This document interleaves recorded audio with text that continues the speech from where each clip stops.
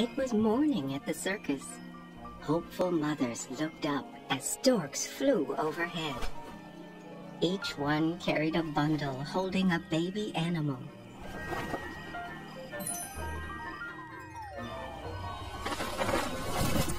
Mrs. Jumbo sighed as she watched the happy mothers with their babies. Oh dear, I did so hope there would be a bundle for me, she thought.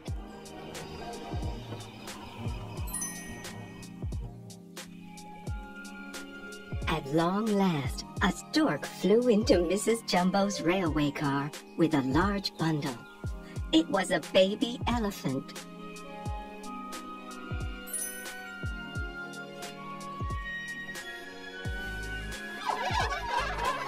The other elephants began to giggle. "Dumbo," one of them said. But Mrs. Jumbo didn't care what the other elephants thought. She loved her baby, big ears and all.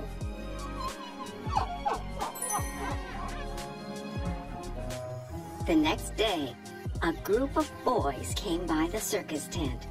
They laughed at Dumbo and teased him. "Look at his ears," one of them cried.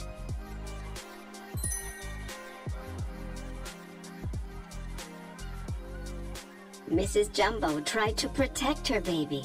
She lifted the boy away from Dumbo. "Help! Help!" he wailed. The circus keepers raced in. Soon Mrs. Jumbo was locked in the prison wagon.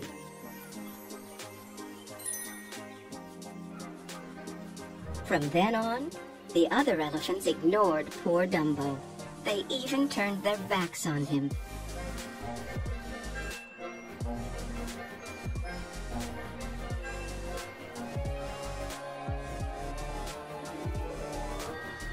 Dumbo felt alone and heartbroken until Timothy Mouse found him. He liked Dumbo. At last, Dumbo had a friend. Timothy wanted to help his new friend. "All we've got to do is build you an act," the mouse explained. "Make you a star."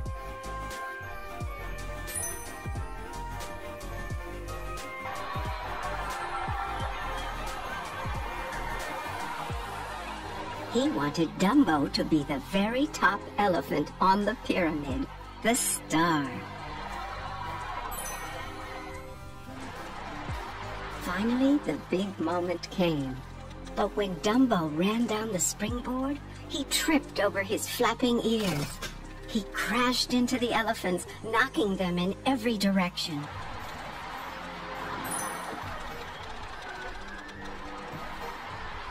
Now the elephants were angrier than ever with Dumbo, but the ringmaster had one more idea.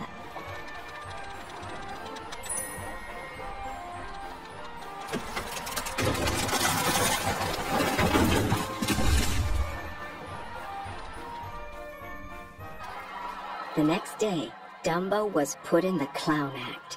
Being a clown made Dumbo sad.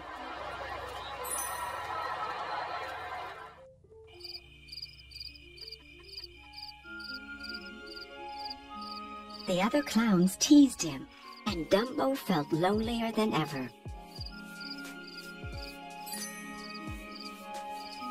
"We'll go and see your mother," said Timothy to cheer up Dumbo.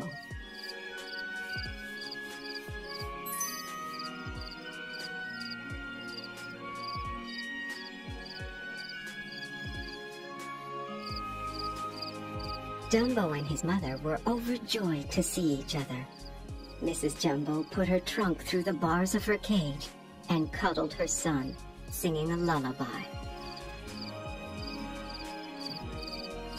But all too soon, it was time for Dumbo to go. That night, Dumbo dreamed he was a star, flying through the air.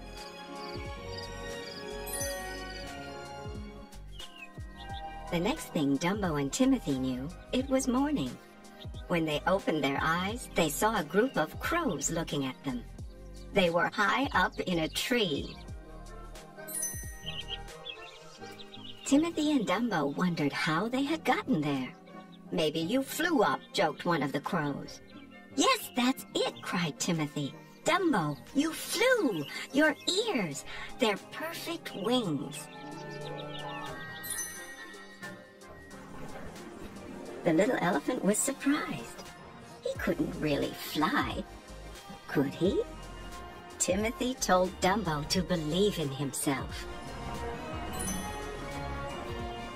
One of the crows gave Timothy an ordinary feather and whispered, "Use the magic feather." Holding the feather in his trunk, Dumbo soared from the edge of a cliff. He was flying. That night at the circus, Dumbo stood at the top of a building. He didn't feel frightened. Now that he had the magic feather, he knew he could fly down safely. Dumbo took a deep breath and began to flap his ears as quickly as he could. Suddenly, Dumbo was flying. He didn't need that feather after all.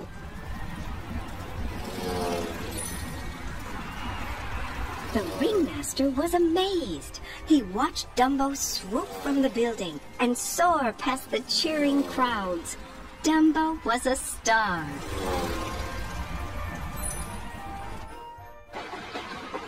Before long, Dumbo was famous all around the world, just as Timothy said he would be. Crowds flocked to the circus to see Dumbo, the amazing flying elephant.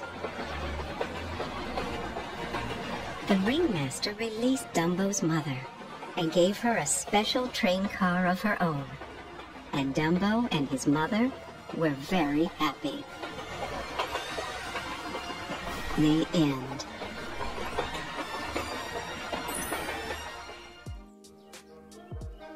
Walt Disney's Dumbo.